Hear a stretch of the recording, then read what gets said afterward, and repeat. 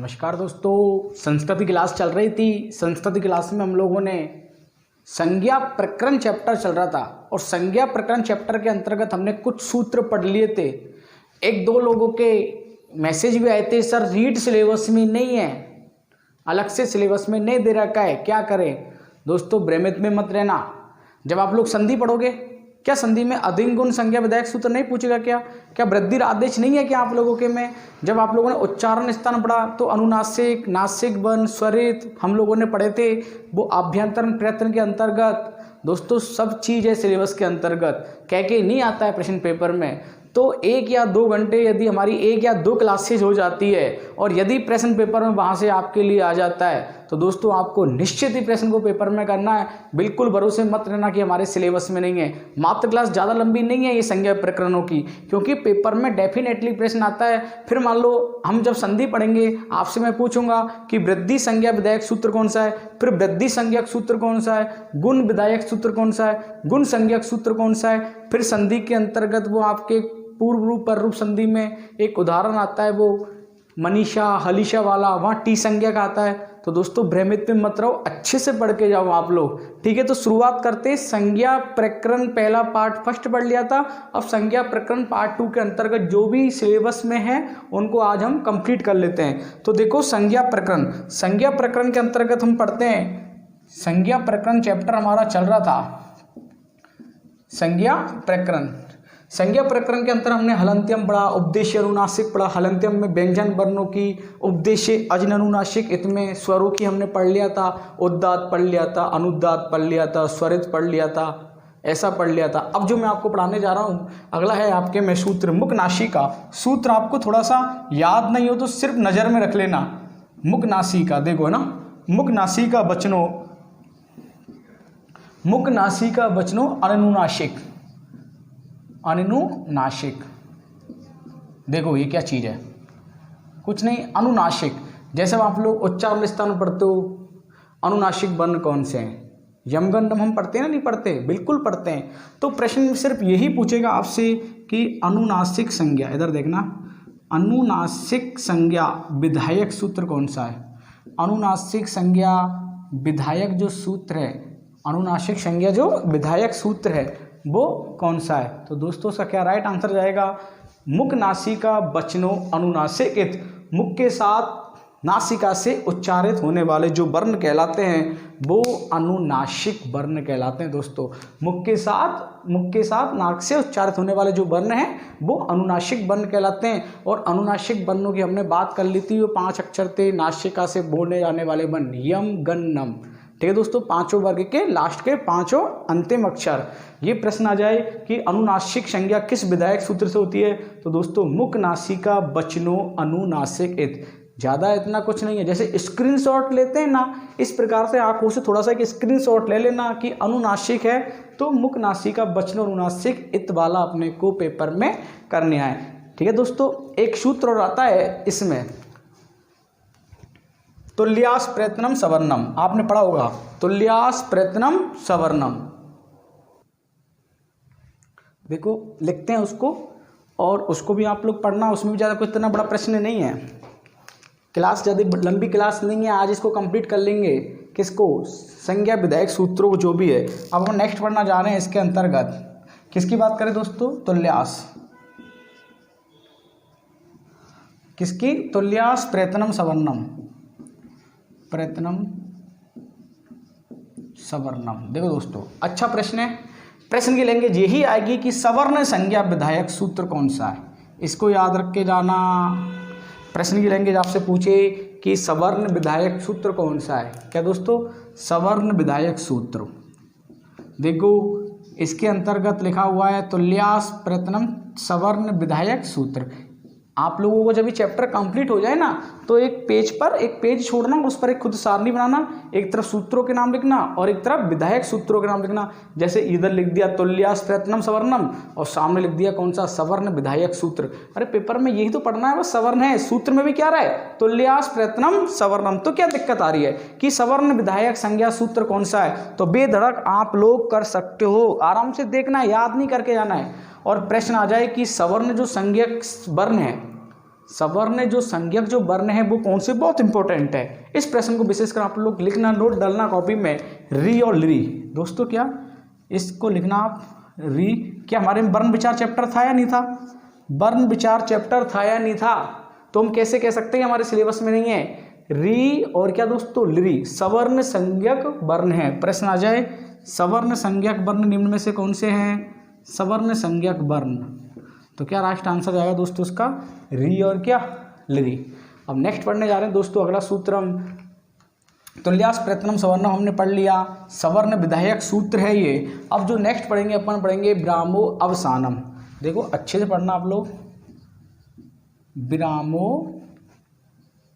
अवसानम ये क्या चीज़ है, इसको भी देखना आप, विरामो अवसानम। देखो विरामो अवसानम, इधर आ जाओ, कौन सा संज्ञा विधायक सूत्र हो गया ये, अवसानम। कौन सा हो गया दोस्तों, प्रश्न आ जाए निम्न में से अवसान विधायक सूत्र कौन सा है?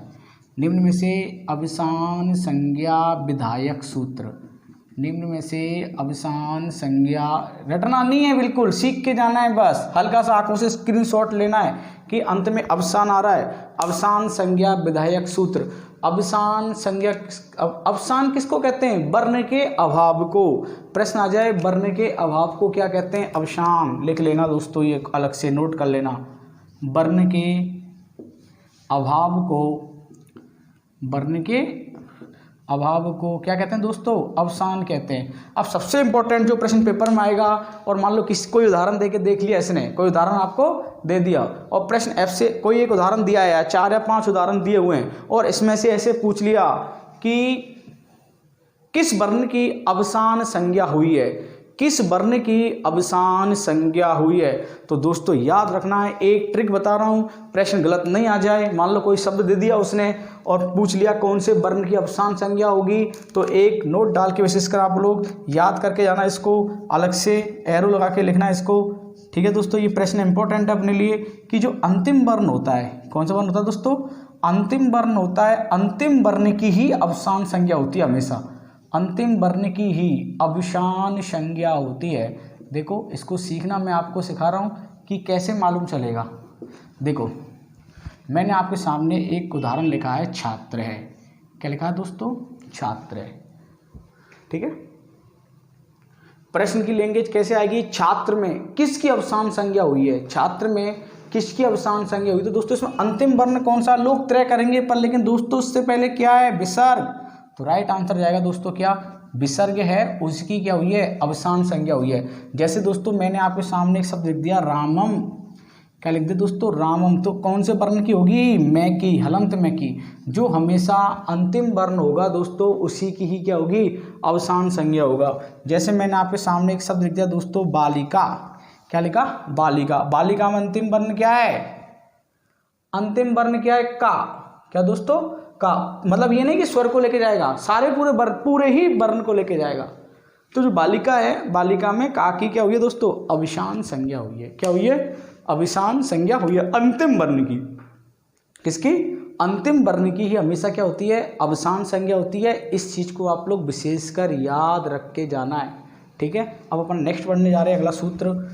इसके अंतर्गत दोस्तों अच्छे से पढ़ना, ऐसा मत समझना कि सिलेबस में नहीं है, लिखा नहीं है, पर लेकिन प्रश्न पेपर में आएगा, क्योंकि सारा सब कुछ संधि पे डिपेंड है। क्योंकि संधि में पढ़ोगे आप, शब्द रूपों में पढ़ोगे, धातु रूपों में पढ़ोगे, तो पहले ही एक बार इसका क्लियर कर लो, फिर बाद में जब पढ़ेंगे तो समस्या नहीं आएगी। अब जो अपन पढ़ने जा रहे हैं अगला सूत्र है अलो हंत्रा संयोग है। देखो आप इसको अलग से विशेष कर नोट करना, अगले सूत्र को, अलो अंतरस्य। आपने पढ़ा है कभी ये? हलो अंतरा, हलो अनंतरा संयोग है। देखो दोस्तों लिखा आपने कॉपी में, देखो हलो अंतरा संयोग है। प्रश्न की लैंग्वेज कैसे आएगी? निम्न में से संयोग संज्ञा सूत्र कौन सा है? निम्न में से संयोग संज्ञा सूत्र कौन सा? देखो दोस्तों संयोग लग रहा हुआ पीछे, ये तो बिल्कुल इजी है एकदम, बस पीछे से पहचानना है आपको। निम्न में से संयोग संज्ञा विधायक सूत्र कौन सा है? निम्न में से संयोग संज्ञा विधायक सूत्र कौन सा है? तो हलो अनंतरा संयोग है। अब दोस्तों ये संयोग संज्ञा क्या होती है? देखो क्योंकि प्रश्न पेपर में आ गया और निम्न में से ऑप्शन में दे दिया कि कि बताओ कि चारों ऑप्शनों में से संयोग संज्ञा से मिला हुआ शब्द कौन सा है, चारों में से बना हुआ शब्द कौन सा है। जैसे दोस्तों मैंने आपके सामने एक शब्द लिखा, देखो समझना आप, विष्णु। क्या शब्द लिख दिया दोस्तों, विष्णु। अब इसमें संयोग संज्ञा क्या होगी, जहां पर स्वर नहीं है, दो व्यंजन वर्ण होने चाहिए। देखो हल, हल का मतलब होता है दोस्तों व्यंजन, क्या होता है, व्यंजन। अब इसमें जो संयोग संज्ञा होगी वो किसकी होगी, देखो आधा से आया हुआ है और से में दोस्तों फिर स्वर नहीं मिला है, कौन सा है, न। तो दोस्तों इसमें जो संयोग संज्ञा होगी वो किसकी होगी, एक तो आधे से की और दोस्तों किसकी, न की। जैसे दोस्तों मैंने आपके सामने एक शब्द लिखा सरस्वती, क्या शब्द लिखा, सरस्वती शब्द लिखा, क्या इसमें संयोग संज्ञा है, बिल्कुल है। देखो ये भी व्यंजन है और ये भी व्यंजन है। अब मैंने आपके सामने एक शब्द लिख दिया दोस्तों कमल, क्या लिखा, कमल। क्या कमल में संयोग संज्ञा है, क्या नहीं है, क्योंकि कै में ए आ रहा है, में भी ए आ रहा है, ले में भी ए आ रहा है। तो दो व्यंजन वर्ण आपस में टकराने चाहिए तब जाके नहीं संयोग संज्ञा होती है। पिछली बार दोस्तों एक पेपर में उदाहरण आया था आपके रीट 2015 के अंतर्गत, थर्ड ग्रेड भर्ती 2013 में, कक्षा, क्या कक्षा में संयोग संज्ञा है, कक्षा में संयोग संज्ञा है। बहुत से लोग दोस्तों पेपर में गलत करके आए, बिल्कुल है। देखो ये क्या है, कक्षा तो सब चलो एक है, पर लेकिन जो छः ये है, छः ये किससे मिलके बना है, कै और प्लस आधे शय से मिलके बना है। तो क्या इसमें संयोग संज्ञा है या नहीं है, बिल्कुल है। जैसे हम लोगों ने बात की विद्यालय वाला ध्यय आता है, ये देखो विद्यालय वाला ध्यय आता है, तो विद्यालय वाला ध्यय किससे मिलता है, दे और किससे मिलता है दोस्तों, ध से मिलता है। तो कहने का मतलब ये कि जब दो व्यंजन वर्ण आपस में टकराए तो वहाँ पर संयोग संज्ञा होती है, वहाँ पर क्या होती है, संयोग संज्ञा होती है। अब मैंने आपके सामने एक शब्द लिख दिया लखन, क्या शब्द लिखा दोस्तों, लखन। क्या इसमें हो रहा है, क्या कहीं नहीं हो रहा है, दो व्यंजन वर्ण आपस में नहीं टकरा रहे हैं। मतलब व्यंजन वर्ण होने चाहिए, एक वर्ण तो आधा हो, चाहे उसके बाद वो वर्ण चाहे कैसा हो, भले कंप्लीट हो, पूरा हो, पर लेकिन एक आधा वर्ण आना जरूरी है, तब जाके नहीं दोस्तों संयोग संज्ञा होती है। समझ में आ गया दोस्तों। अब मैं आपके सामने एक नेक्स्ट सूत्र पढ़ाने जा रहा हूँ, वो भी बहुत इंपॉर्टेंट है। अब ये आपको सिलेबस में नहीं दिखेगा, पर लेकिन अब मैं आपको पढ़ाऊँगा, आप कहोगे सर हाँ है, बिल्कुल भी पेपर में है। देखो क्या आपकी संधि नहीं आता क्या, परे सन्निकर से संहिता, परे सन्निकर से संहिता। देखो दोस्तों परे सन्निकर से संहिता, प्रश्न आएगा वर्णों की समीपता को, वर्णों की क्या समीपता को क्या कहते हैं, संधि कहते हैं। वर्णों की समीपता को क्या कहेंगे हम लोग, संधि कहेंगे। संधि का दूसरा नाम क्या होता है, संहिता।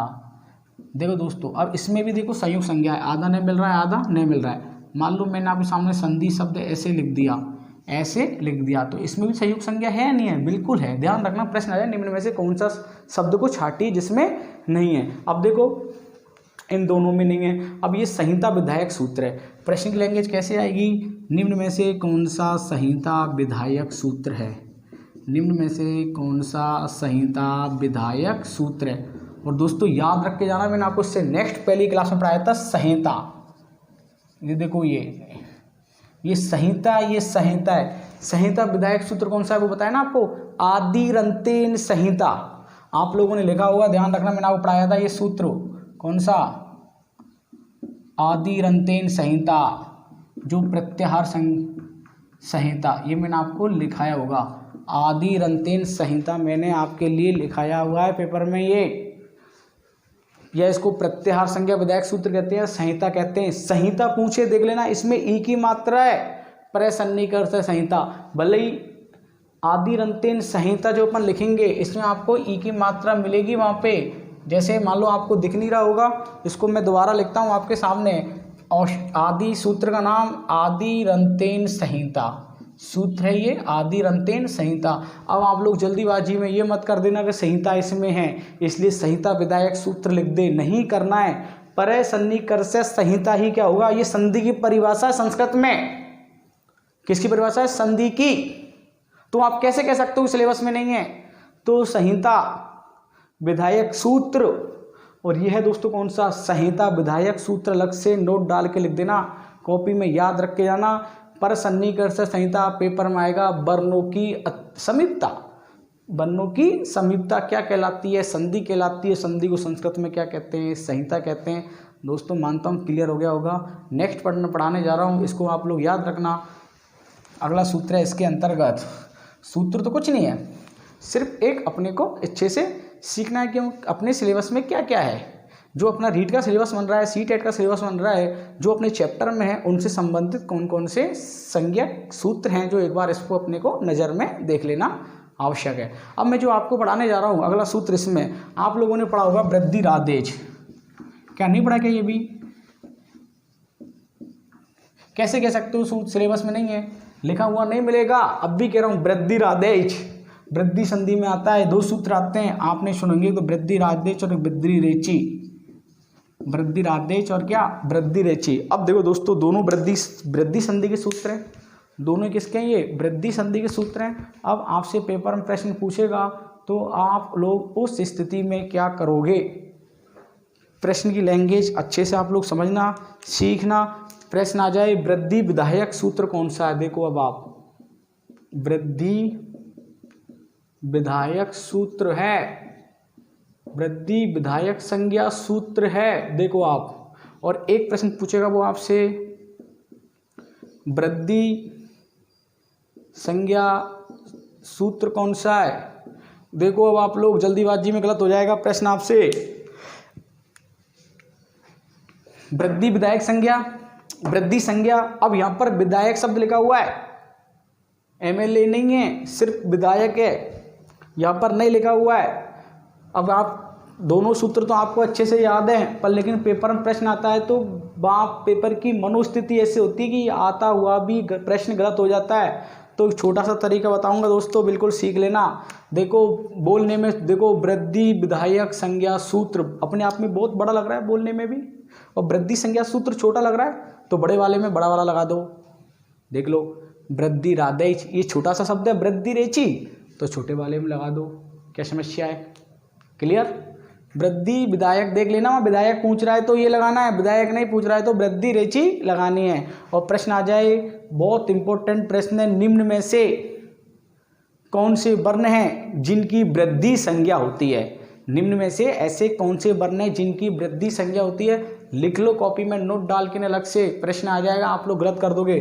तो 3 वर्ण हैं, केवल कितने वर्ण होते हैं जिनकी वृद्धि संज्ञा होती है? 3 वर्ण हैं वो जिनकी वृद्धि संज्ञा होती है। कौन कौन से? एक तो आथ, ठीक है दोस्तों, वृद्धि, इसकी यदि अपन संधि करते हैं तो क्या बनेगी इसकी? वृद्धि प्लस आदेश, तो आथ, इसकी भी यदि संधि करेंगे तो आथ निकलेगा, तो आ ए और औ की। तो दोस्तों याद रखना, प्रश्न पेपर में आ जाए निम्न में से वृद्धि संज्ञक वर्ण नहीं है, आपको वो ऑप्शन में आई भी दे देगा ये वाला। अब पूछेगा आपसे कि निम्न में से वृद्धि संज्ञक वर्ण कौन सा नहीं है। अब आप लोग सोचोगे कि यार ए आई ओ तो वृद्धि संज्ञा में आते हैं, दोस्तों ये गुण संज्ञा में आता है, गुण में, वृद्धि में नहीं आता, गुण संधि में आता है। तो उसको दोस्तों अलग से लिख लेना कि ये वृद्धि में नहीं आता है। तो आ आई और क्या औ कौन से वर्ण कहलाएंगे? ये वृद्धि संज्ञक कहलाएंगे। क्या कहलाएंगे दोस्तों? ये वृद्धि संज्ञक वर्ण। नोट कर लो कॉपी में, अलग से अच्छे से लिख लो, पेपर प्रश्न आ सकता है कि निम्न में से वृद्धि संज्ञक वर्ण कौन सा नहीं है। वृद्धिरादेश वृद्धि विधायक संज्ञा सूत्र, वृद्धिरेचि छोटा है तो वृद्धि संज्ञा सूत्र। निम्न में से कौन सा वृद्धि संज्ञक वर्ण नहीं है? कितने होते हैं कुल टोटल? 3, आ आई और कौन सा? औ। क्लियर दोस्तों? पाणिनि व्याकरण के ना सबसे पहला सूत्र है ये, सबसे पहले नंबर का सूत्र, ध्यान रखना। पाणिनि जो व्याकरण के जो सूत्र चालू होते हैं सबसे पहले नंबर का सूत्र यही है। कौन सा? प्रथम सूत्र। पेपर में आ जाए पाणिनि व्याकरण का सबसे प्रथम सूत्र कौन सा है? पाणिनि व्याकरण का सबसे जो प्रथम सूत्र है वो कौन सा है? और दोस्तों अंतिम जो सूत्र है वो है अंग है। क्या दोस्तों? ये अंतिम सूत्र है, कौन सा? अंग है। प्रथम कौन सा है? वृद्धिरादेश, और अंतिम कौन सा? अंग है। तो दोस्तों मानता हूँ ये आपका क्लियर हो गया होगा। अब आपको नेक्स्ट सूत्र पढ़ाने जा रहा हूँ, नेक्स्ट संज्ञा विधायक पढ़ाने जा रहा हूँ। पेपर में गलत नहीं करना है, वृद्धि वाला हो गया। चलो इसी के आधार पर पढ़ लेते हैं किसको? अपन लोग गुण को भी पढ़ लेते हैं। किसको पढ़ लेते हैं? गुण को। गुण में भी आपने 2 या 3 सूत्र पढ़ेंगे, एक तो आद गुण, अधिंग गुण और एक उरन पर है। अभी जो अपन बात करने जा रहे हैं सिर्फ 2 सूत्रों की बात करेंगे, क्योंकि वही आपको पेपर में भ्रमित करेंगे। एक सूत्र रखते हैं दोस्तों अधिंग गुण है। कौन सा दोस्तों? अधिंग गुण है। और एक सुना होगा आपने कौन सा, आद गुण है। दोनों दोस्तों गुण संधि के अंतर्गत आते हैं। अब इसमें से एक तो गुण विधायक सूत्र है और एक कौन सा है, गुण संज्ञा विधायक सूत्र है। कहाँ है सिलेबस से बाहर ये, बिल्कुल नहीं है। अब भी आपको कह रहा हूँ समझ जाओ, अच्छे से पढ़ के जाओ, पढ़ा रहा हूँ तो सीखो। अधिक गुण और क्या, आद गुण। देखो अब आप अधिक गुण, इसको कहेंगे दोस्तों गुण विधायक संज्ञा सूत्र, गुण विधायक संज्ञा सूत्र। और इसको कहेंगे दोस्तों हम लोग क्या, गुण संज्ञा सूत्र। जो आपने वृद्धि रेचि में ट्रिक सीखी थी, जो आपने वृद्धि रेचि में ट्रिक सीखी थी, वही की वही ट्रिक इसी में काम आएगी। देखो सबसे बड़ा कौन सा, MLA हमेशा सबसे बड़ा होता है विधायक, तो इसमें सबसे बड़ा सूत्र लगा दो अधिक गुण। ये छोटा सा दिख रहा है 4 अक्षर का, इसलिए ये इसमें लगा दो आद गुण। समस्या, अरे बड़ा वाला है तो बड़ा वाला लगा दो, छोटा वाला है तो छोटा। पर लेकिन जब पेपर में आप लोग बैठो, पेपर करने लगो, पढ़ जरूर लेना एक बार क्या पूछ रहा है, प्रेम से पढ़ना प्रश्न को, ऐसे नहीं कि हिंसा वाली प्रवृत्ति से पढ़ो। बिल्कुल आराम से पढ़ना है कि पेपर में क्या है, क्योंकि यहाँ से पूरे 30 क्वेश्चन सही करने, कहाँ से, संस्कृत से, हिंदी से 30 क्वेश्चन सही करने, शिक्षण विधियों के सारे क्वेश्चन सही करने, तब जाकर आप लोग रीट का पेपर पास करोगे। और रीट का पेपर पास कर लिया तो दोस्तों आप लोग राजस्थान सरकार के शिक्षक पद को सुशोभित करोगे। तो कहने का मतलब ये कि अधिक गुण और के आद गुण यदि पेपर में प्रश्न आ जाए तो बिल्कुल आप लोगों को करना है। अब एक प्रश्न और बता देता हूं मैं आपको इसमें इंपॉर्टेंट, बाकी का ये नहीं मैं पढ़ाऊंगा, संधियों पढ़ाऊंगा आपको अच्छे से, जिंदगी भर नहीं भूलोगे। भले रिटायरमेंट हो जाओगे ना शिक्षक पद से, तब भी नहीं भूल सकोगे कि इसमें संधि कौन सी है। जैसे आदमी को पहचान लेते ना कि ये आदमी इतने दूर जा रहा है, वैसे सेकंडों में प्रश्न सही करोगे। सेकंड ऐसा नहीं होगा, आप मेरे से कैसा भी प्रश्न पूछ लो, संधि का 3 सेकंड से 34 सेकंड नहीं लगेगी। तो वही स्थिति आप लोगों की होनी चाहिए, 3 सेकंड में अपने को प्रश्न सॉल्व करना सिखा दूंगा मैं आपको। बिल्कुल पहचान लोगे आप, ये व्यक्ति है, उसका नाम ये, देखते ही ऐसे पेपर में उदाहरण आए तो उसको भी देख के पहचान लो कि आप इसमें ये है। अभी इसमें से एक प्रश्न इंपॉर्टेंट है अपने लोगों के लिए कि जैसे भी आपने बात की कि वृद्धि संज्ञक जो वर्ण है कितने, 3, आ, आई और औ। उसी प्रकार से दोस्तों पेपर में प्रश्न आ जाए गुण संज्ञक वर्ण कितने हैं, गुण संज्ञक वर्ण कौन कितने हैं। तो दोस्तों ये भी आप लोग अपने नोट कर लो, निम्न में से गुण संज्ञक वर्ण कौन से हैं। देखो गुण संज्ञक वर्ण दोस्तों कितने, 3। कितने दोस्तों, 3। एक क्या है ए, एक क्या है ए, और एक क्या है दोस्तों ओ। कंप्लीट, ए ओ। ये कौन से कहलाएंगे, गुण संज्ञक। कौन से कहलाएंगे, गुण संज्ञक। और वृद्धि का आपसे पूछता है तो आ, आई, औ। ये वृद्धि का है, ये किसका दोस्तों, गुण का। तो दोनों के अलग से याद कर लेना, स्क्रीनशॉट ले लो, चाहे कॉपी में अलग से नोट कर लो। Ready sir. अधिक गुण हो गया, आद गुण हो गया। एक इसका उरन रपर सूत्र आता है, आप लोगों ने पढ़ा होगा, उरन रपर है। जब मैं आपको संधि पढ़ाऊंगा तब ये चीज़ आपको क्लियर कर दूंगा। ये संज्ञा विधायक सूत्र नहीं है, सिर्फ संज्ञा विधायक सूत्र ये 2 ही है। अब जो अपन नेक्स्ट पढ़ना जा रहे हैं इसके अंतर्गत, संज्ञा विधायक सूत्र के अंतर्गत अगला पॉइंट है अचो अंत्यादि टी। आप लोगों ने सुना होगा टी संज्ञक वर्ण, पेपर में आएगा संधि में, इसलिए अभी क्लियर कर लो। भूमि का शब्दावली सीख लो, शब्दावली जब पेपर में आए उस समय तो आपका प्रश्न गलत नहीं होना चाहिए। अचो, एक सूत्र पढ़ा है आपने ये वाला, अचो अंत्यादि टी, अचो अंत्यादि टी। प्रश्न पूछेगा निम्न में से कौन सा टी संज्ञक शब्द है या टी संज्ञक से बनी हुई संधि कौन सी है। तो पहला प्रश्न अपने को ये याद रखना पड़ेगा कि टी संज्ञा सूत्र है, ये टी संज्ञक सूत्र। निम्न में से टी संज्ञक कौन सा सूत्र है, अचो अंत्यादि टी। टी हमेशा क्या होता है दोस्तों, याद रखना आप लोग, जो अंतिम व्यंजन वर्ण होता है, क्या होता है, अंतिम व्यंजन वर्ण होता है, लिख लेना कॉपी में। अंतिम व्यंजन वर्ण होता है, उससे पहले वाले स्वर को, उससे पहले वाले स्वर, उससे पहले वाले स्वर की टी संज्ञा करता है। उससे पहले वाले स्वर की कौन सी संज्ञा करता है दोस्तों, टी संज्ञा करता है। लिख लो। देखो सर कैसे करता है, पेपर में प्रश्न आ गया उदाहरण में कैसे करता है, तो इसको भी सीख लो आप। देखो एक उदाहरण, टी संज्ञक सूत्र अंतिम व्यंजन वर्ण वाले। आप लोगों की संधि में है संस्कृत में एक मनस प्लस ईसा। देखो ये मनस प्लस ईशा और मनीषा रूप बनता है। क्या रूप बनता है? मनीषा रूप बनता है। पररूप संधि के आप पररूप से संधि पढ़ते हो आप लोग, उसके अंतर्गत आएगा ये जब मैं आपको पढ़ाऊंगा। अभी आप लोग इतना समझो, अभी हमने क्या कहा? अंतिम व्यंजन वर्ण। देखो दोस्तों, ये अंतिम व्यंजन वर्ण हो गया। उससे पहले वाले स्वर की भी क्या कर देता है? टी की कर देता है। ने में क्या है? ए। और ने में कौन सा वर्ण है यहाँ पर? ए। तो क्या बचा अपने पास? मन प्लस ईशा। तो राइट आंसर क्या बना दोस्तों? मनीषा। कहने का मतलब व्यंजन वर्ण से पहले, अंतिम व्यंजन वर्ण से पहले प्रारंभिक स्वर वर्ण की भी क्या कर देता है? ये टी संज्ञा कर देता है। जैसे मैंने आपके सामने एक उदाहरण लिखा दोस्तों, पतत प्लस अंजलि। पतत प्लस अंजलि। देखो तय है, तय की तो कर ही रहा है, उससे पहले भी किसकी कर रहा है? ये ए की कर रहा है। तो क्या बचा अपन के पास? पत प्लस अंजलि। क्या बचा? पत प्लस अंजलि। तो रूप क्या बन जाएगा दोस्तों अपन के पास? पतंजलि रूप बन जाएगा। क्या बन जाएगा? पतंजलि रूप बन जाएगा। जब संधि पढ़ाऊंगा तब ये चीज़ क्लियर कर दूंगा। अभी सिर्फ आपको ये सिखा रहा हूँ, पेपर में याद रखना, आपसे यही पूछेगा। ऑप्शन में आपको दे दिया, जैसे ऑप्शन दे दिया आपको, मनीषा शब्द में किसकी टी संज्ञा हुई है? मनीषा शब्द में किसकी टी संज्ञा हुई है? एक बार और समझो आप लोग, तो मेरे से तो आता है, मेरा कंपटीशन नहीं है। कंपटीशन किसका है? आप लोगों का। मेरा कंपटीशन तो आज से 10 साल पहले हो गया। देखो उधर मनीषा। ऑप्शन में आएगा, जैसे मान लो मनस प्लस ईसा हम लोगों ने ये लिखा, तो उसमें यही पूछेगा कि इस शब्द में निम्न में से किसकी टी संज्ञा हुई है? ऑप्शन में आएगा से, दूसरा ऑप्शन में आएगा नस, तीसरा आएगा अस, चौथा आएगा क्या? ईशा। निम्न में से किस वर्ण की टी संज्ञा हुई है? और जो लोग जान जाएगा कि यार टी संज्ञा किसको कहते हैं, एक तो अंतिम वर्ण व्यंजन वर्ण होना चाहिए, सबसे पहली पहचान।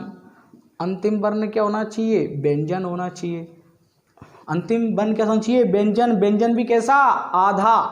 देखो आधा है कंप्लीट। और उससे पहले क्या होना? उससे पहले किसकी होगी? स्वर की होगी। तो उसमें से क्या निकल जाएगा? अस। तो दोस्तों क्या राइट आंसर हो जाएगा इसका? मनीषा। ऐसे ही आपसे मनीषा की जगह पेपर में दे दिया उसने हलीशा। क्या दे दिया? हलीशा।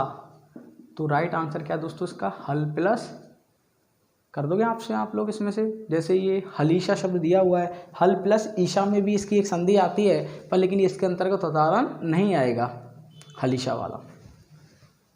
देखो जैसे भी हमने लिखा हुआ एक उदाहरण, पतंजलि। पतंजलि लिखा तो किसकी होगी इसमें से? अत की होगी। किसकी होगी? अत की होगी। क्यों?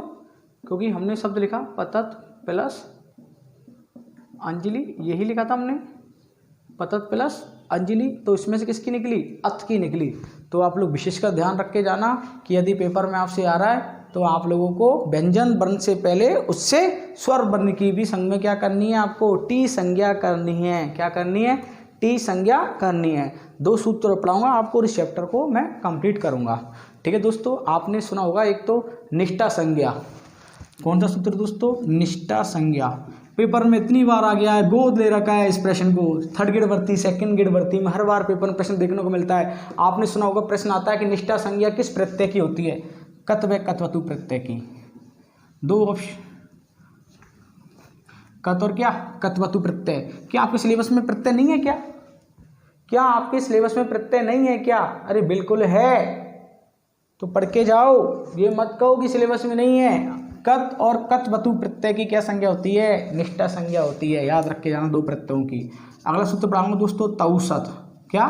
तौसत। कौन कौन से प्रत्ययों की सत संज्ञा होती है? ये तो निष्ठा संज्ञा हो गया। अब बात कर रहा हूँ मैं किसकी? सत संज्ञा किस किस प्रत्यय की होती है? तो राइट आंसर जाएगा दोस्तों सत्री सानच की। ये मैं आपको पढ़ा दूंगा कि प्रत्यय क्या है। कभी प्रश्न पेपर में गलत नहीं होगा, प्रश्न पेपर में गलत नहीं होगा।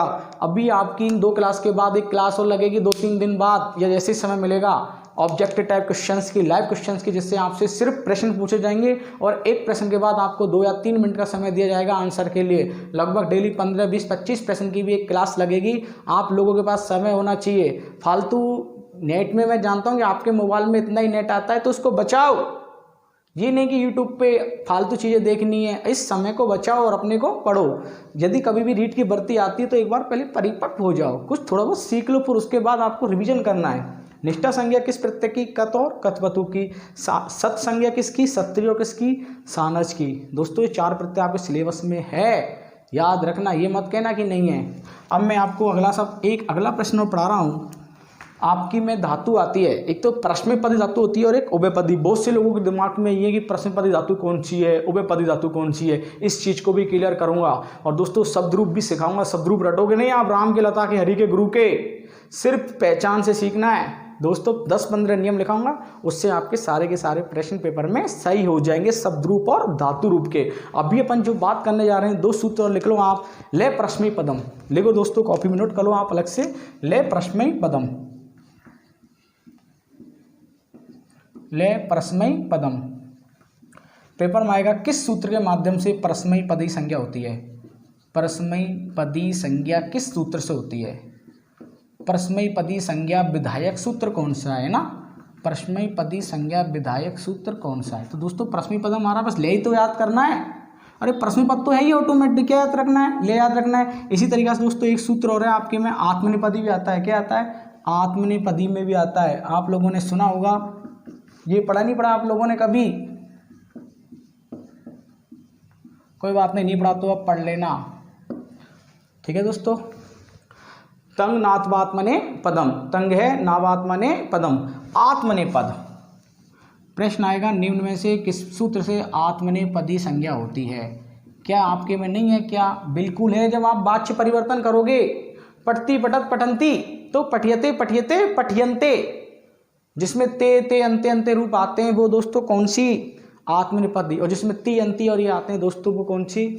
परस्मैपदी। तो दोस्त प्रश्न याद रख के जाना, आत्मनेपदी संज्ञा किस सूत्र से होगी? तनाव आत्मने पदम। और ले परस्मई पदम से कौन सी संज्ञा होगी दोस्तों? परस्मई पदम संज्ञा होगी। अब एक प्रश्न और पढ़ सकते हैं यदि समय हो तो आपके पास, मेरे पास तो है और आपके सिलेबस से ही है, आपके सिलेबस से ही है। शब्द रूप में कितने होते हैं? शब्द रूप की विभक्ति कितनी होती है? 7। अरे वो संबोधन होता है, संबोधन हमेशा प्रथमा विभक्ति में आता है, ध्यान रखना। प्रश्न आ जाए संबोधन में कौन सी विभक्ति होती है? प्रश्न आपसे पूछे कि संबोधन में कौन सी विभक्ति होती है? संबोधन में तो राइट आंसर जाएगा दोस्तों संबोधने प्रथमा। संबोधने प्रथमा, ये सूत्र याद रख के जाना कि संबोधन में कौन सी विभक्ति होगी? प्रथमा विभक्ति होगी। 8 विभक्ति नहीं लिखनी कि प्रथमा द्वितीय तृतीय चतुर्थी पंचमी षष्ठी सप्तमी। कौन सा? संबोधन। संबोधन को हमेशा प्रथमा माना जाता है, सिर्फ प्रथमा व्यक्ति होती है, उसमें शब्द लग जाता है संबोधन चिन्ह, हे, अरे, वो, ए, इस तरीका से शब्द लग जाते हैं। और प्रश्न आ जाए आपसे दोस्तों, इस सूत्र को आप विशेषकर कॉपी में नोट करना, डबल एरो लगा के नोट करना आप, क्योंकि यहाँ से पेपर में प्रश्न बार बार आ रहा है, एग्जामिनर बार बार दे रहा है, ध्यान रखना आप लोग। सुप तिगंतम पदम, सुप तिगंतम पदम। पेपर में देखो सुप और तिंग, मतलब सुप का मतलब होता है शब्दों के साथ। सुप का मतलब क्या होता है? शब्दों के साथ। किसके साथ दोस्तों? शब्दों के साथ। और तिंग का मतलब होता है दोस्तों किसके साथ? धातुओं के साथ। किसके साथ? धातु। सुप प्लस तिंग, सुप प्लस क्या? तिंग। सुप प्रत्यय कितने होते हैं? पेपर में आ जाए 21, यही प्रश्न आएगा। सुप प्रत्यय संस्कृत में कितने होते हैं? 21, 19। और जो तिगंत प्रत्यय वो कितने दोस्तों? 18, अष्टादश। कितने? 18, याद रख जाना। तिंग प्रत्यय, तिंग प्रत्यय और कौन से दोस्तों? सुप प्रत्यय। कॉपी में इनको लिख लो अलग से, प्रश्न की लैंग्वेज को। सुप प्रत्यय कितने होते हैं? सुप प्रत्यय कितने होते हैं? 21। और तिंग प्रत्यय कितने होते हैं दोस्तों? 18। वो सुनोगे आपने, तिप तस जी वाले। और उसको यदि आपके नहीं समझ में आ रहा है, देखो 7 विभक्ति होती है अपनी। 7 विभक्ति के वचन कितने होते हैं अपने पास? 3 वचन, एक वचन, द्विवचन और कौन सा? बहुवचन। 7 या 21 हो गए। बोलो 7 विभक्ति 7 हो गए, 3 वचन 7 या 21। अभी धातु होते हैं ना वो, पट्टी पटत पटंती, वो तो 9 होते हैं। तो 9 परस्मैपदी में हो गए और 9 किस में हो गए? आत्मनेपदी में। आप लोग भ्रमित मत होना, 9 किस में हो जाएंगे? परस्मैपदी में। और 9 किस में हो गए दोस्तों? आत्मनेपदी में। किस में हो गए? आत्मनेपदी में। तो दोस्तों मानता हूं ये सूत्र भी आपका क्लियर हो गया होगा। सुप तिगंत पदम, तो दोस्तों जो अपने जो सूत्र थे, इंपॉर्टेंट सूत्र से संज्ञा विधायक सूत्र के, मैंने आपको फर्स्ट क्लास और दोस्तों किसमें, सेकंड क्लास में, दोनों में ये कंप्लीट करा दिए। अब जो अपन कल नेक्स्ट पढ़ेंगे, हो सकता है शब्द रूप का चैप्टर, हो सकता है धातु रूप का हो सकता है। पहले आप इसको नहीं देखा है, एक बार क्लास को दोबारा भी देख लेना, क्योंकि नया लगेगा, पर दोस्तों नया नहीं है। अब भी मत समझना कि प्रश्न पेपर में हमारे सिलेबस में नहीं है, इस चीज़ को मत लाना, नहीं को ये लाना कि है और पढ़ के आना। दोस्तों क्लास अच्छी लगी है तो लाइक कीजिए और अपने दोस्तों को भी इस क्लास को शेयर कीजिए। थैंक यू मित्रों।